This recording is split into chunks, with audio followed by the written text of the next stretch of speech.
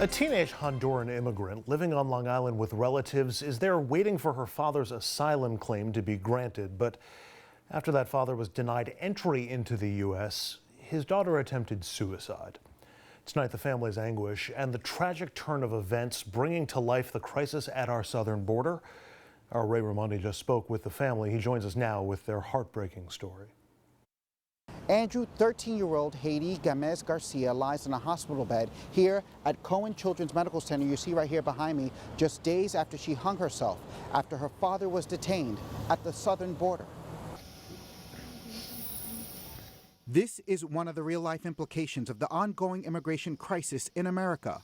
A father kneeling over his daughter's bedside at a children's hospital after his 13-year-old daughter hanged herself, heartbroken that her father was detained at the southern border.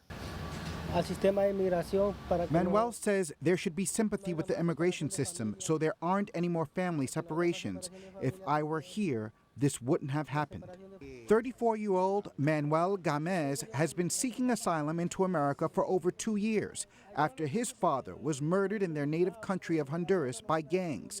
But his application was denied. His daughter Heydi also sought asylum and was granted access to the U.S. She was staying with relatives on Long Island, but just days ago, after finding out her father's second attempt into the U.S. was denied, her family says she was overcome with emotion. Her aunt discovering her inside a bedroom, unconscious and hanging from a phone charging cable. She said she would start crying, asking her aunt, "When is my dad coming?" Before we found her, she said, "I don't have a father, I don't have a mother, I want to be alone, I feel alone." Heydi has spent more than a week here at Cohen Children's Medical Center, you see right here behind me. Doctors say her injuries were so severe late last week, she was determined to have no more brain function. For weeks, immigration attorney Annabelle Romero has been fighting for the release of Manuel Gamez from a detention facility in Texas where he's been charged with a federal misdemeanor for attempting to re-enter the U.S. after his first asylum case was denied.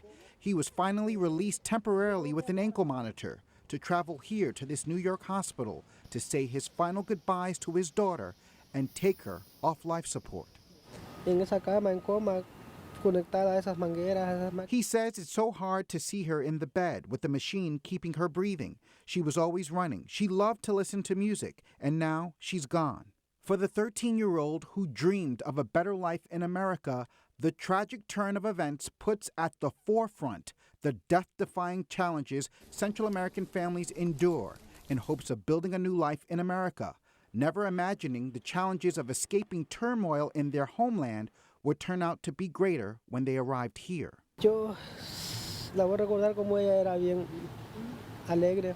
Manuel says she was so cheerful, so fun-loving. She was so excited for opportunities here in America. And Heydi's family will continue to mourn as they plan her funeral services, which are set for this weekend. Her burial will happen on Monday. Andrew, back to you. Ray, thank you, and our condolences to the Gamez family as well as to all other families who are facing such difficulties dealing with the immigration system. We'll take a break. When we come back, a bail hearing for Jeffrey Epstein. He, of course, the billionaire accused of sex trafficking young girls. Did he get sprung or is he still locked up? The answer is next.